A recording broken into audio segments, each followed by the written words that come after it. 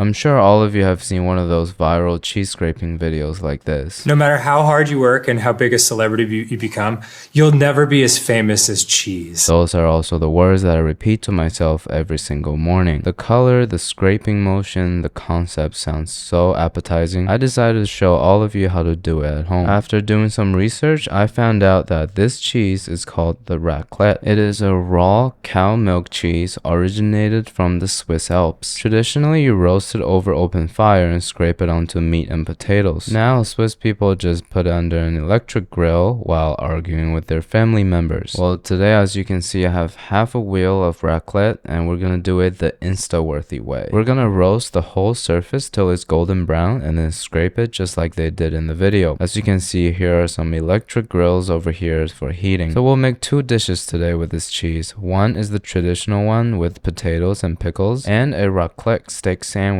Gordon Ramsay style. Let's get started. We're gonna use pee-wee potatoes. They're called pee-wee because they're so small and cute. When you see them, you wanna go pee-wee wee wee wee.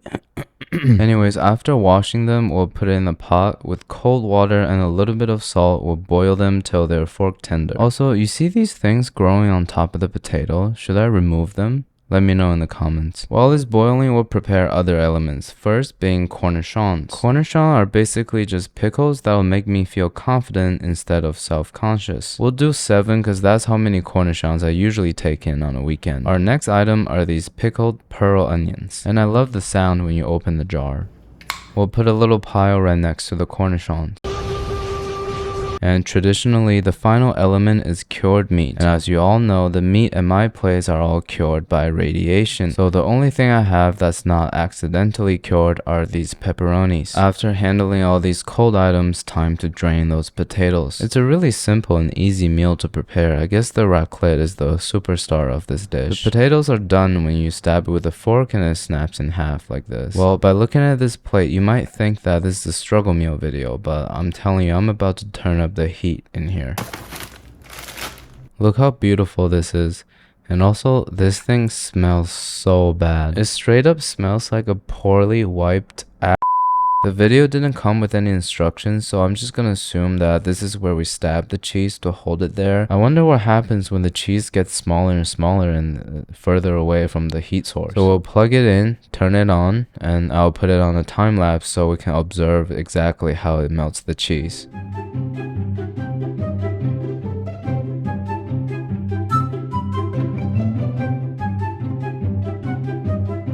So for some reason, the two sides are already burnt and the middle is still kind of cold. This is way lower than my expectation, but I'm gonna give this machine the benefit of the doubt. Maybe I positioned it wrong. Next time, I'm gonna stab it a little higher to get more heat. So it's time to bring out our dear old friend, the torch, to finish the job. Finally, it comes the time to give it a scrape. To make sure this is the most satisfying, I've prepared 2 camera angles for you. So here it comes.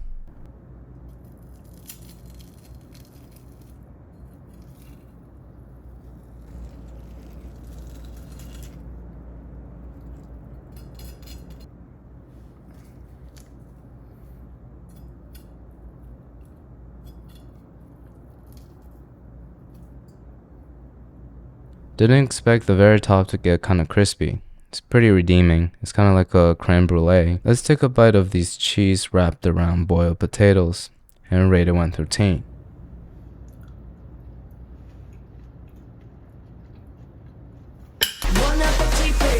The cheese is very rich, creamy, and flavorful and stretchy, and has a hint of fruitiness too, which is perfectly complemented by the simplicity of boiled potatoes. And this is the perfect bite I'm holding right here. It's a bed of cheese with potatoes and a cornichon sticking out. The potatoes provides a nice sturdy foundation of flavor, and the cheese as the main character here shines through with its distinct flavor. And the acidity from the cornichon, the onions, cuts through the fattiness, making you want to come back for more. And I guess the roll of the pepperoni is just to give my mouth a salty surprise. I have never had raclette before, but I'm totally addicted. It's so easy and the flavors are so complex. 9.5 out of 10. We'll clean up the surface of the raclette and move on to our second dish.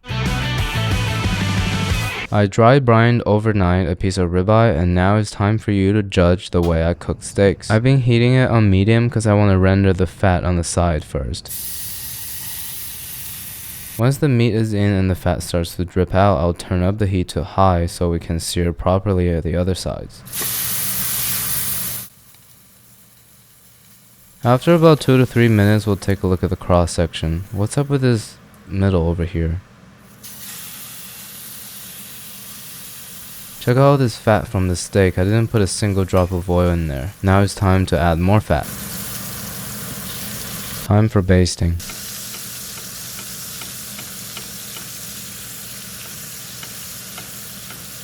Ironically, this sounds kinda like my neighbor's headboard. As you can tell from the previous clip, I'm a master baster. If you're a fan of Adam Ragusa, you already know what I'm about to do. Seasoning my cutting board. Since it's a crime to not rest steak after cooking it, I did it for about 10 minutes. Based on my expertise, this steak should be at a perfect medium rare, pink and beautiful. I usually keep it a secret, so when I cut open, I just tell people I was going for a medium well all along. I know the internet give Adam a lot of hate for seasoning his cutting board, but personally I think it's a pretty good idea. But it doesn't have to be a cutting board. It could be a plate or, just on your hands. Now it's cheese time, and the stabbing pattern depicts my constant emotion. As I said earlier, we're gonna stab it a little higher this time so it's closer to the heat source. Hopefully we can melt the center. As we wait for the cheese to broil, we'll prepare a steak sandwich. We'll take out a flawless baguette, slice straight down the middle, and then start emptying it to allow for more space for the meat. The same problem is happening again. It's burning the two sides and leaving the center cold. And this time the burning is even worse because it's closer to the heat source. In about 30 seconds, this is going to trigger the fire alarm. So I'm going to try to put a little piece of tin foil right on top to stop it from burning, and then keep cooking the middle part. Look how much smoke it's producing. I wonder if it's still edible. So after a few minutes, the middle is not being cooked at all. I completely gave up.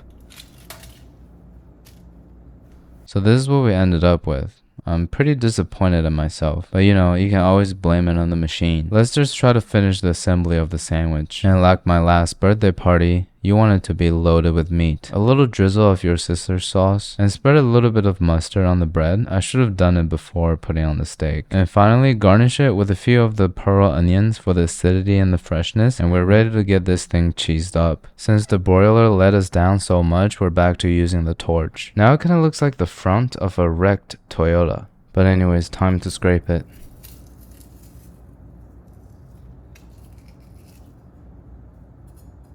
What the hell? That's so little. We're gonna torch it for a lot longer this time till it looks like this.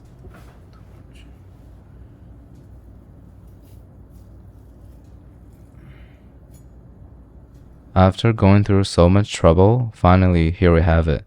A cheese ribeye sandwich. I'm getting very hungry looking at the cheese, but I guess I have to let you guys judge it first. Started from the bottom, now we're here.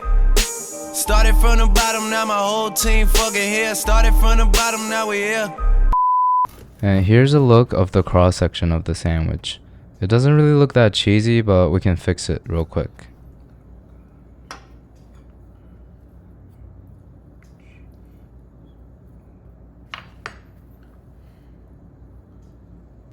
Much better.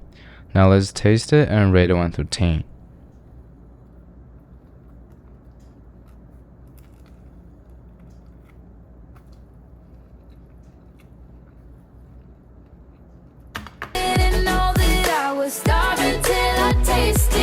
No matter how much I mess up, steak and cheese has never failed me. And I can just taste how well the cutting board was seasoned. 8.5 out of 10. But I have to talk a little bit about this thing over here. You see here, the plug is coming off already. This is exactly why I have trust issues with machines. The melted raclette, the scraping, and the 2 dishes that went with it, I enjoyed a lot. I just wish this thing didn't kill as much vibe as it did. If it's something that I did wrong, let me know in the comments because I'd like to keep using it. But if not, I'll put the link of the product in the description so you can avoid it. Maybe I should start a new series where I cook with horrible products to show you guys what not to buy. Let me know what you think.